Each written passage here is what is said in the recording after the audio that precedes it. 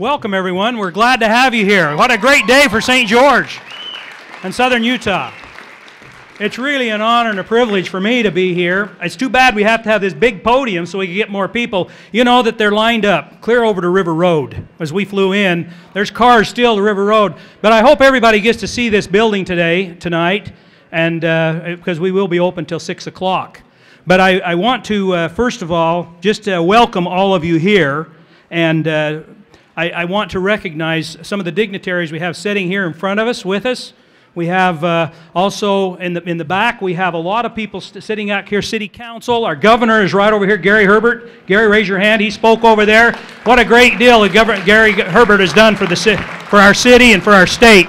Gave a great rendition of the economies and the things that are going on here. I see past council members that we owe a lot of debt of gratitude that really got this thing going. Past mayors, I see Gray Larkin here. Carl Brooks has been involved. I see President Nadald. I see a lot of good friends here, and I'd feel bad if I miss people, and I'm sure I will.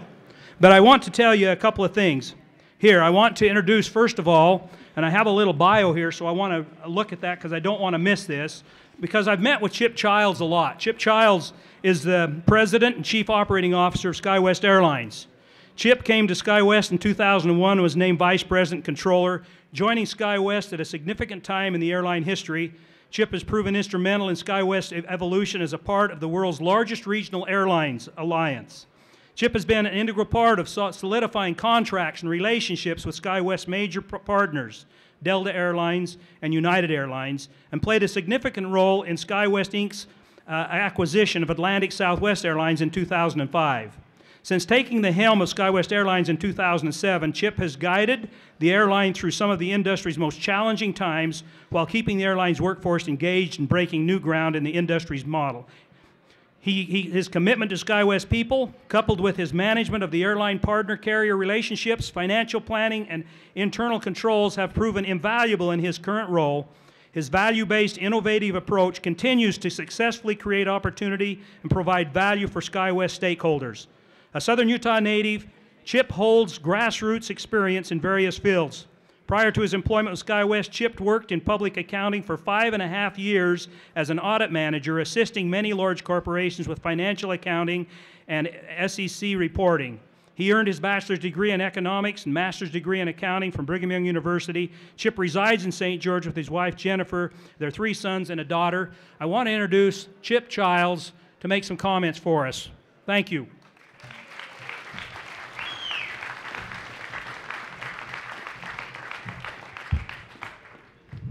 Wow, this is kind of a big deal, especially when you see some of the people behind me.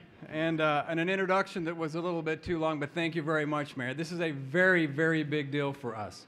And I have to tell you that on behalf of about the almost 11,000 employees of SkyWest, not only is it a big deal here in St. George, but it's a very, very big deal throughout our operation that covers most of the United States. Tonight at 9:30, our very last Brasilia is going to land at the old airport.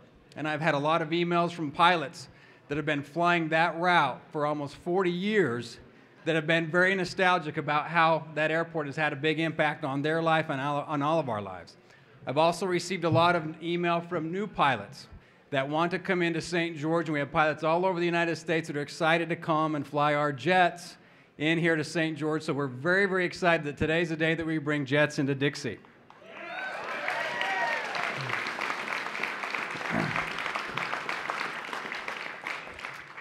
Our Delta Connection operation and also our United Express operation enable the St. George passengers to tap into the 2 biggest networks in the entire world.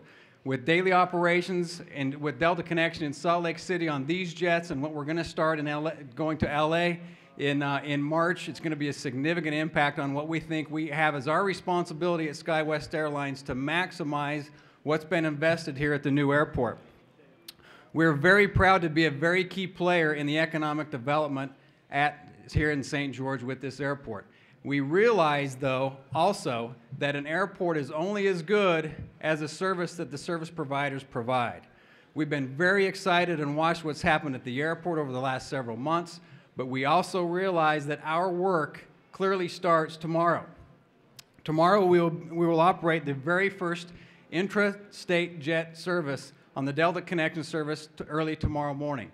And as we start that, we understand that with our responsibility as an air carrier, there's been a significant investment from the FAA, the governments, and here's a community in what you deserve to have the very best service from an air providership, and we're committed to give that to you. This is actually one of our smaller planes still. It's up to the community. We've been the sole provider here for the last 40 years. We intend to be the sole provider with the partnerships that we have with Delta and United, and also with new partnerships with more frequencies and more destinations. But it is up to the community to help support us, and we're committed to stay ahead of the demand and make sure that we're the ones that are investigating the markets that's going to work out of St. George.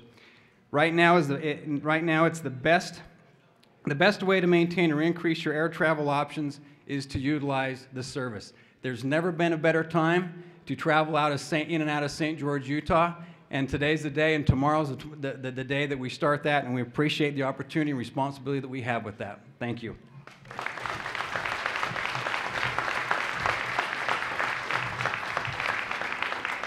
Thank you, Chip. I appreciate that for the partnership that we have. And for you that might have missed the ceremonies that was over at the Dixie Center at the Economic Summit, you know, you can catch that on the Community Education Channel. It'll play over and over. And also you can get it live on their internet. If you go to their website, then you can pull up all the past things. You can pull up this and see this. You can see those other things again. For those that are missing it out there on the road, I feel bad about that. Even my father, who's on his way here somewhere. But because I'll tell you, it's been a few years ago, my father, he was on the city council, and when SkyWest first bought their Navajos, they had 3 Navajos, and they take the city council to show them. And Jerry Akin, the president and CEO of their board, he was saying, they had a rough time back in those times. And it was quite an interesting story. I was glad to hear the whole story over at the Dixie Center. So I'd encourage all of you to pick that up and look at it. But anyway, back in those days, there was, I think it had 8 seats if you counted the co-pilot seat. The council got on board, and there was still a place to sit on the toilet in the back, and they let me sit there. My dad says, hey, can I take my son? And he did. So I'm returning the favor to get him on one of these rides in this airplane today. He's 90 years old and means a lot. And today, is the day that we launch jet service. So I'm launching an airplane here, Look at that. All right. It's a great day in the history of St. George. I'm telling you, as I look here, is John Nord here? I wanted to make sure. Did John make it? John Nord was supposed to be here. John is the director of UDOT, or Utah Department of Transportation. He's going to go home with you, Governor, so he better be here, hadn't he? Because the Governor's going to leave in his plane. It's out here. He'll be probably the first airplane to take off from here. But isn't it appropriate? All the naysay that we had when we was building this airport, saying you're not building it big enough. Did you see the size of the airplane out there? That air tanker, a KC-135, it dwarfs a 737. It landed here. And I had a lot of comments from people. That's right. Thank you.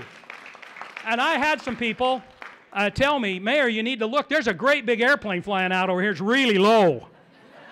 And they did a touch and go and landed, and it's out here for you to see. And your best place to see it is up in the observation deck. It's up here in the 2nd floor. What a great day it is, and it's appropriate that the first official landing here at our airport was military, because we owe a lot to our military and what they do in our country.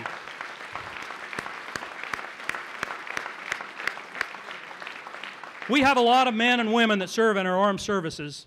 We also have a lot that serve in our public safety, our firemen and our officers. I hope that each one of you will, sometime when you get a chance, say that you appreciate them and tell them how much we honor them, because they are the ones keeping us the opportunity for us to say the things that we say that sometimes we shouldn't say, but we can say them here in America because we have those freedoms, and they're the ones fighting for them no matter what, which way we want to talk, whether we want to talk for or against things. But I hope that we're positive in our comments and whatever we speak. I want to mention here that it was a difficult thing building this airport. It was not easy. It was things that people said that it couldn't be done. And I'm going to introduce Gary Esplin with that poems, and I'll give it to you in just a minute. But because Gary was been at the head of our city as management, as the CEO of the city actually, he's our manager, has been for the last 35 years, done a great job, and that's one of the reasons we can build this airport in the way we have is because we've had consistent leadership, management in the city, directing those department heads and others that I get to appoint and previous mayors have appointed that have done such a great job within our community. Isn't this facility beautiful? You know, as you walk into this building, you'll notice the portal above there. It has a stained glass window done by the same artist that did our town square. What was his name, Mark? Tom Holdman. Tom Holdman did our artwork on our town square and the tower. And you'll notice that the pillars and the front architecture fits that. And when you come into the building, you notice the sweeping, curving hall that resembles one of our canyons. In fact, right over here on the wall is one of those slot canyons that we look at. And as you look in these, this is the only place in the world that you'll see artwork in glass. Now, they'll all want to copy it, so there'll be places all over. But here we got artwork in the glass within our place where TSA is going to be here. And you're in the area right here that is now going to be able to house those people in secure. And if you get a chance when you get mingling, I know you're right now standing room only, go down and look at that mural by Greg Abbott that has these paper airplanes in it that go, they've got one for Intermountain Healthcare, they've got one for the college, they got one for just about everything. The religious institutions within our community is recognized on one of those little airplanes. And then you'll notice a little string of silver that goes and flows around the building with a little square tile every now and then. That was one of the touches that our council put on this by looking at another place that had little tiny things in it. We wanted a bigger one, and each one of those has an paper airplane in it depicting a different scenery or something else within our community. So these appointments that we have within our community, the way this is set apart has been done by a council that really cares about our community and cares about what's going on within our place. This is a great day in our city. You know, I said over the other place, I started it out, if you remember when we did the groundbreaking over 2 years ago in October. It'll be 3 years this coming October, but 2 years and 2 or 3 months. I said, I hope you know we've had a hard time. You know, that come from a speech that we'd heard earlier from one of the prominent speakers within our state that talked about a young boy, you know, that was having a rough time, you know, in the winter getting around. Well, that's the way it's been here. But we didn't say that we couldn't do it. We just went out because it was tough. We accomplished it.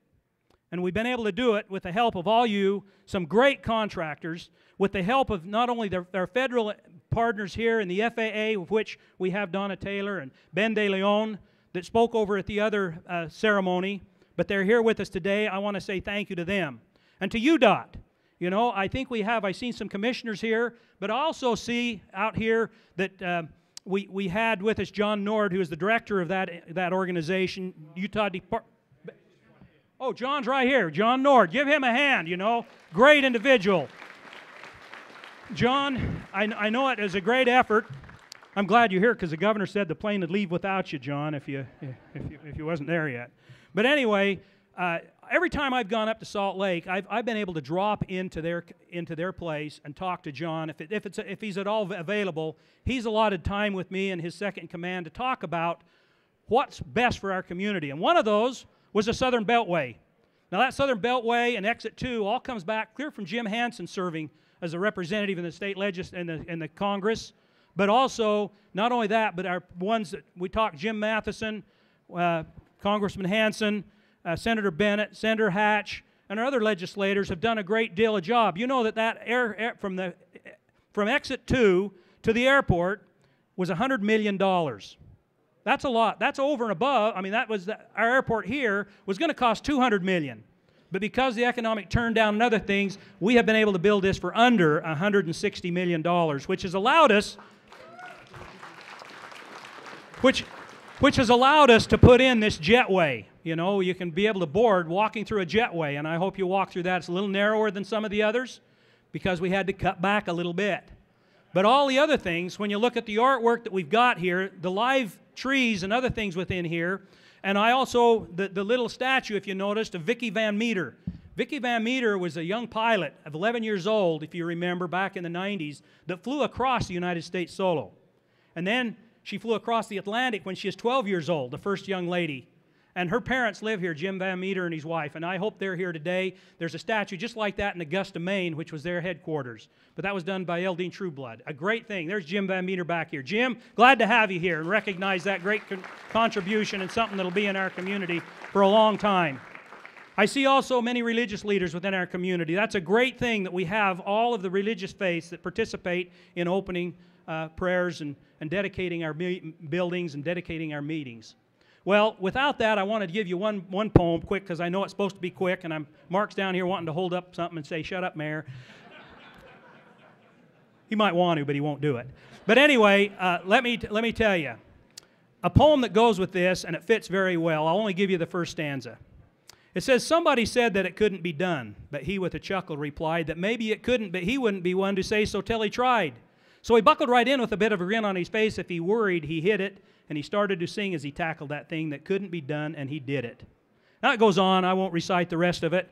But the point of it is, he took off his hat and he took off his coat, and before he knew, he'd begun it with a lift of his chin and a bit of a grin. Well, there might not have been a lot of grin on Gary Esplin's face a lot of times. And I imagine some people heard some pretty, worried words and maybe said in a way that they knew it was serious. But under the direction of Gary, a lot of things have happened. And he's here to recognize people. I hope I've recognized some. If I forgot some, I apologize. But this is a big day. And like I said over there, Yahoo! It's true. The airport is opening tomorrow. It's going to be here. We didn't know if it had ever happened. Well, here it is. So with that, I introduce to you your city manager, Gary Esplin.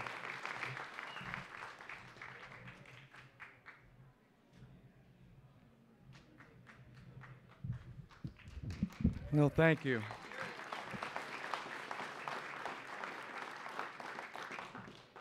It has been a long journey. And first, I'd like to thank Mayor MacArthur. Without Mayor MacArthur, this project would not have happened. This is his dream, and he's the one that has facilitated made all the right decisions and pushed the right buttons, and we're here today because of him.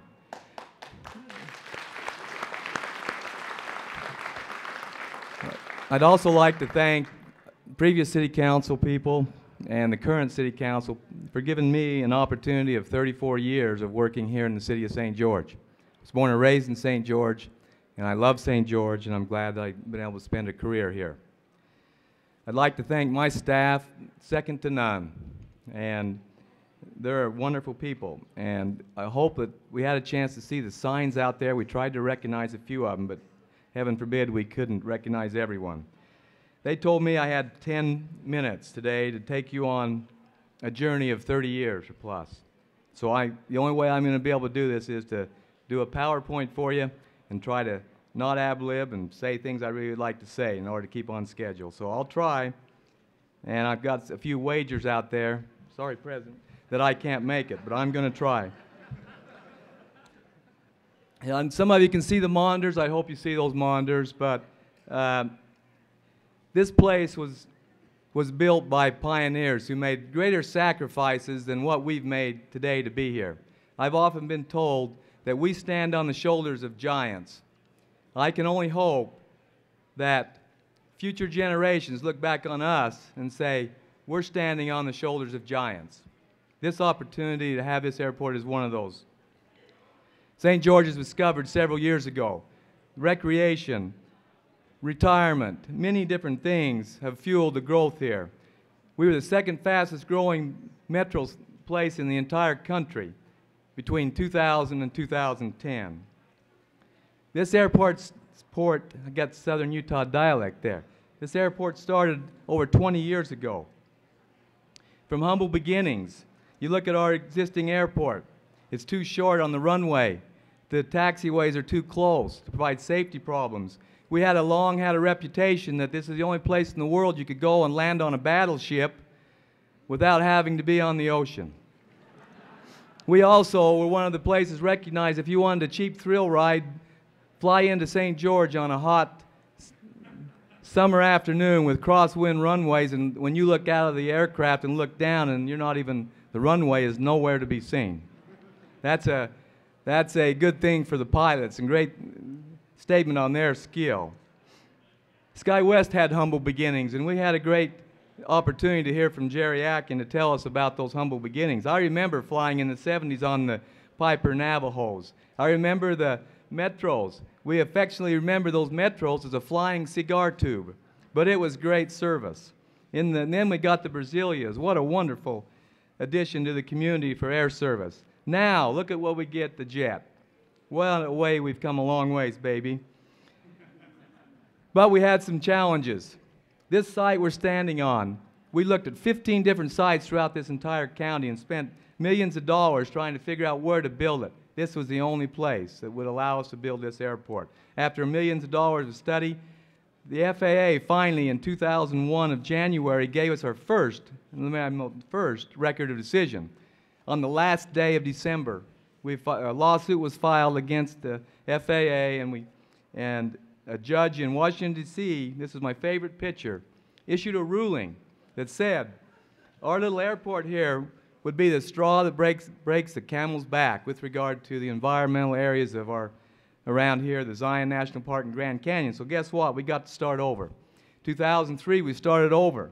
We did a full environmental impact statement through the help of our friends from the FAA and others.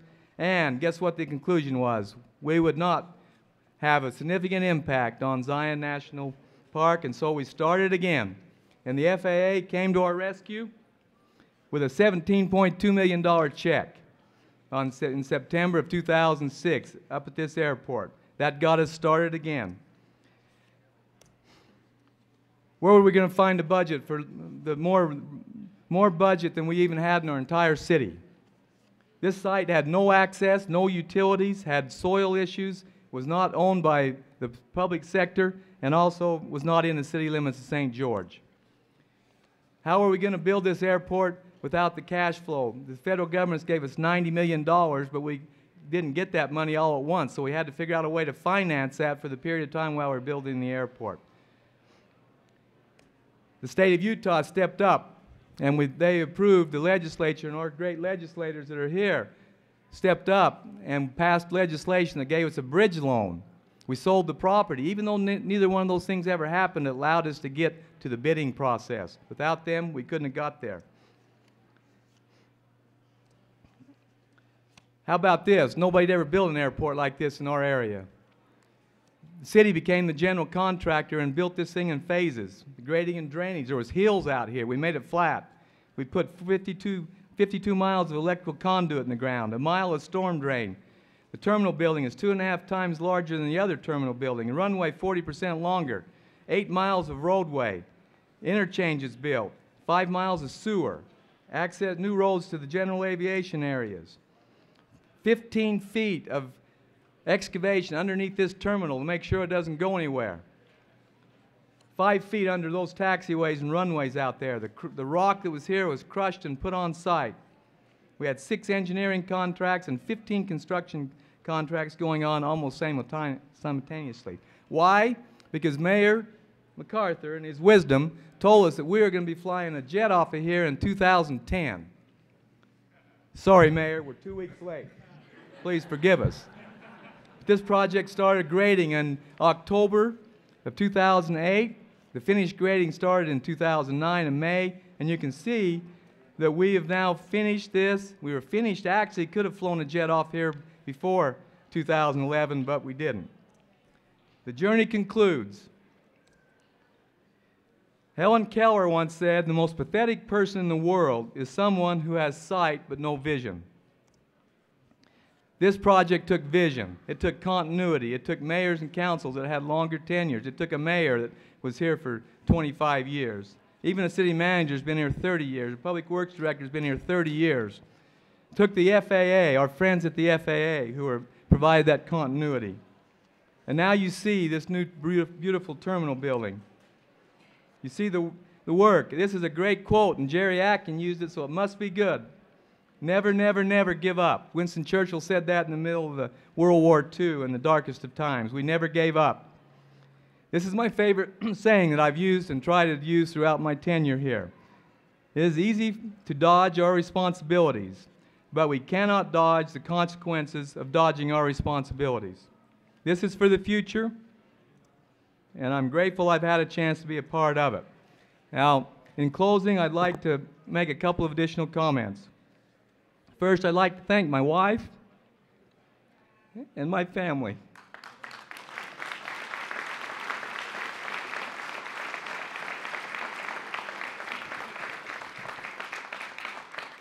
You don't know what it's like to put up with an ornery city manager for 20 years just on this one project, not counting floods of 2005 and floods of 2010 and the economy going in the toilet bowl and having to cut people and all those types of things. And she's put up with me for a long time.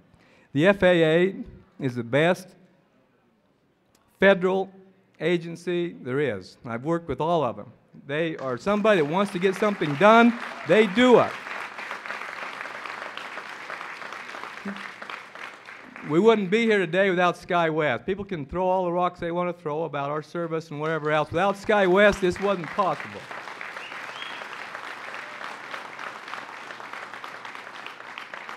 And I'm almost done. Mark, how much time have I got? I'm out of time?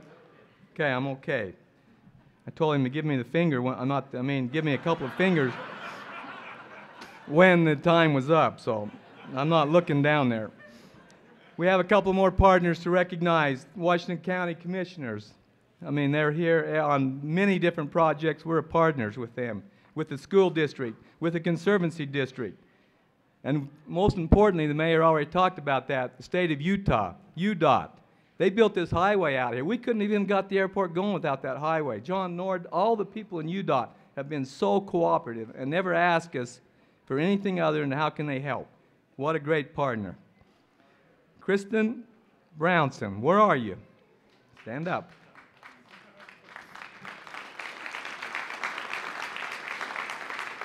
Kristen has her heart in St. George. Her actual name is Hartman, but I was afraid I was going to foul it up. She just recently married, and she's been out here from day one, been the engineer in charge, as I understand the technical terms in the FAA, but this is an integral part. We couldn't have done it without her. And I hope that I don't get too emotional here. Would Craig Sparks please stand? Don't sit down.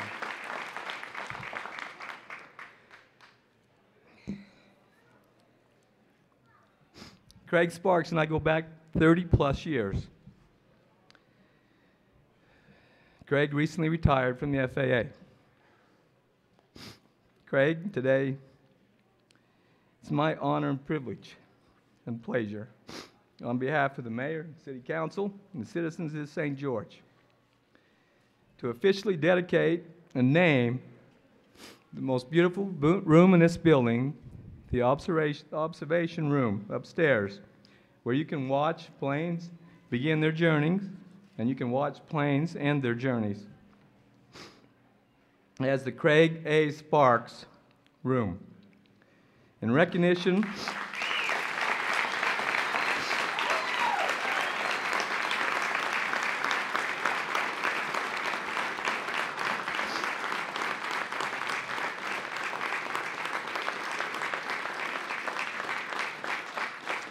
we're doing this in recognition of Craig A. Sparks for his vision, his professional guidance, and his love of St. George, which made this airport possible. Thank you very much.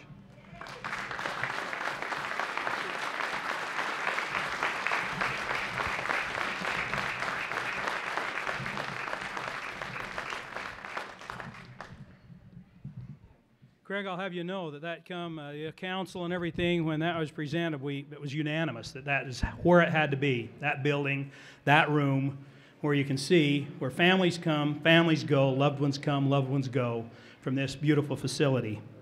I want to remind all of you that this is Inside St. George Magazine. This is the special airport dedication issue. If you want to know anything about the airport, the old airport, other things, a lot of information in this.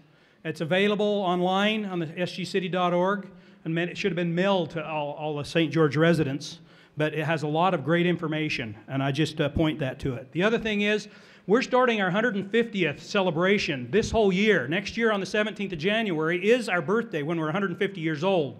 But along with Dixie College and Dixie High School celebrating their 100th year this year, we're celebrating leading up with events all year. Everything we do will be pointed some way talking about our heritage and our 150th birthday, culminating next year in a great big celebration in January. We're even going to do a wagon train starting in October, about 10 days, and you'll hear a lot more about that. But this Saturday, as part of that, just to tell everybody, because we got a lot of people here to the captured audience, come on by up there. We're going to have root beer floats, free root beer floats and cookies, as long as it lasts, from 12 until 2. The City Council and I will dish those up. There's also historic home tours. We've got quite about 5 or 6 homes that is the Historic Preservation Commission in the City of St. George arranged to let tours go through their homes. These are private homes that are pioneer homes that we're trying to save, and they have put a lot of effort into them. That's this Saturday from noon. And remember, Sand Hollow Aquatic Center's open. Bus rides are free. Swimming's free at the Sand Hollow. Everything we do in the city there is going to be free. The museums are open. Come and enjoy a time for your families on that day, and we'll accommodate you. All right, it's with great honor and a privilege for me to introduce President Dieter F. Uchtdorf. He's second counselor and the first president of the Church of Jesus Christ of Latter-day Saints. When I started thinking about who we look at, because I believe this to me is a Thanksgiving ceremony out here. We owe a lot. We have a lot of blessings, a lot of things that come our way, and we're very blessed here in this part of the state. Very, very blessed. And everything that we do, we dedicate. Bridges, roads, trails. Some of them got washed away, so we'll have to rededicate them again in the last flood. But we will. We'll dedicate them. We dedicate our lives to those things. And I hope that all of you, appreciate the blessings that we have. Turn to the people around you, very close to you, and tell them that you appreciate them, you love them, because that goes a long ways. That's the thing that builds relationships. Goes a lot further than the negative, pessimistic ideas and thoughts. It's the building up. It's the appreciation. It's the things like that that really mean the most. President Uchtdorf was born November the 6th in 1940 in Czechoslovakia. I can't say the name of the city. And he lives he grew up in Zwickau. That's close, Germany, where his family joined the church in 1947. He studied engineering and later continued his education in business administration in Cologne, Germany, and international management in Lausanne, Switzerland. President Uchtdorf joined the German Air Force in 1959 and received his pilot wings in Big Spring, Texas, and fighter pilot training in Phoenix, Arizona. In 1965, President Uchtdorf joined Lufthansa German Airlines as a pilot. He worked as an airline captain from 1970 to 1996, flying multiple types of airplanes and completing his career flying the B-747. That's a big bird.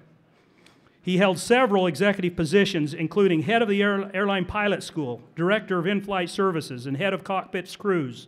At the time of his call as a general authority, he was the senior vice president of flight operations and chief pilot of Lufthansa German Airlines. He was also chairman of the Flight Operations Committee of the International Air Transport Association, as he served as a board member for several government and business executive committees. He's married to Harriet Reich of 1962, and they're the parents of 2 children, have 6 grandchildren. I just couldn't think of anybody that's of renown that I would love to have dedicate our airport and offer a few words of encouragement, and especially because of all the appreciation and things that I have for him and what he stands for, and the talks and things that he's given that has inspired my life and the people around us. I thought, who else could we have better? And when I wrote, within a week I had a response. Sister Uchtdorf and I will be happy to be there and be a part of your ceremony and ride on your inaugural flight. So with that, I introduce to you President Dieter F. Uchtdorf.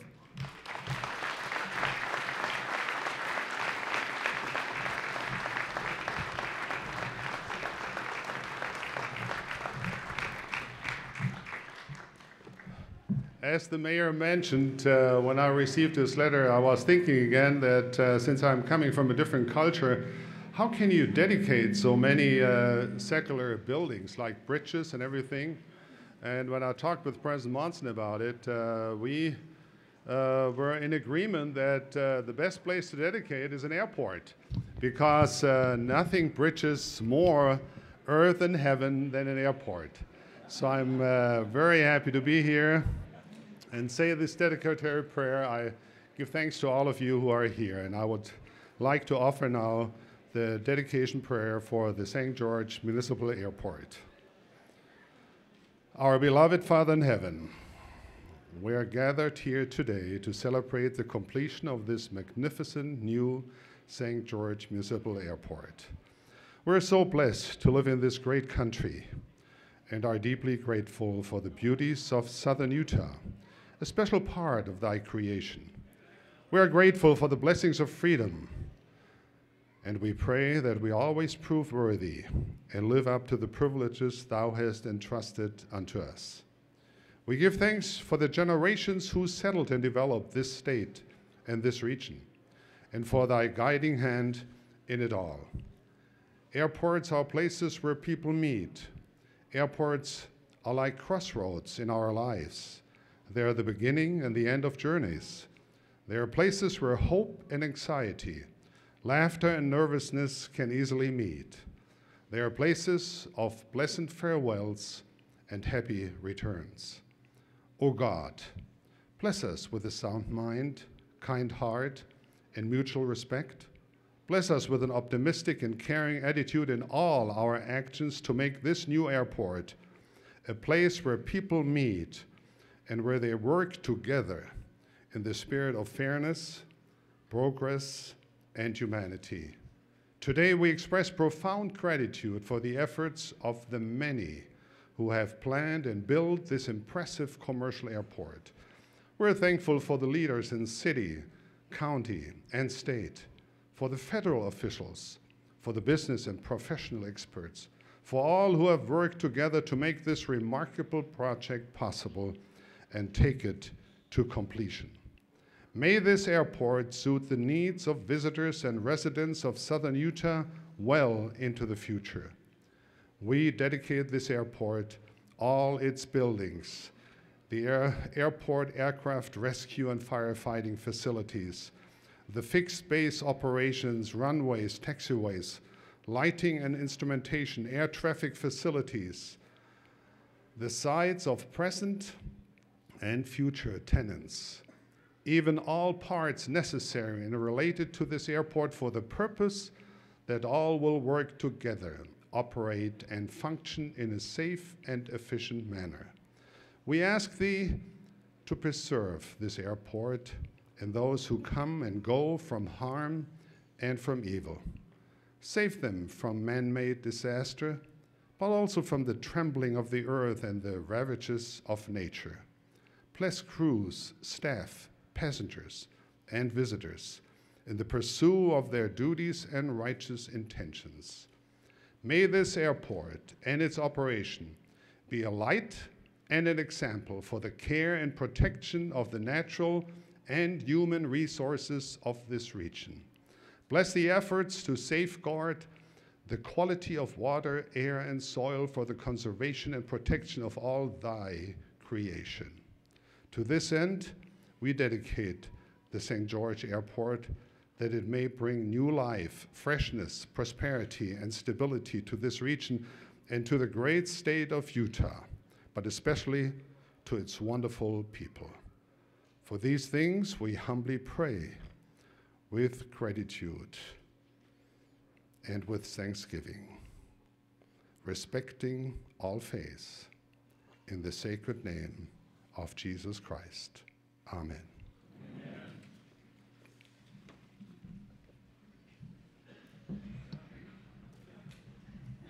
We're going to cut the ribbon now.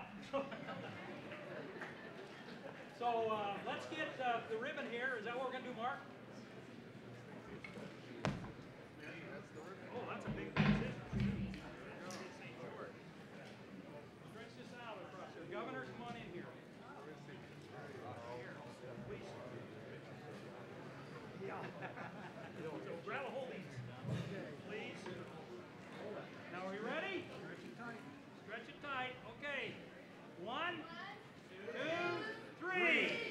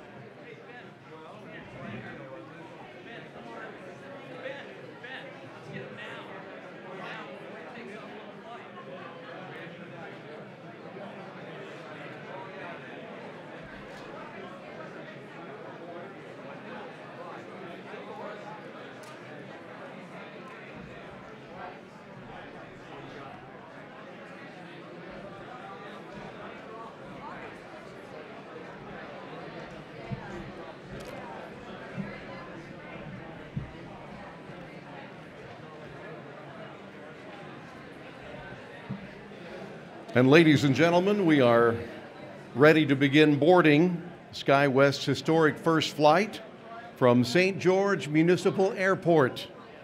And we do welcome the dignitaries who have been invited on Flight 9801 to begin boarding at the red carpet. And thank you.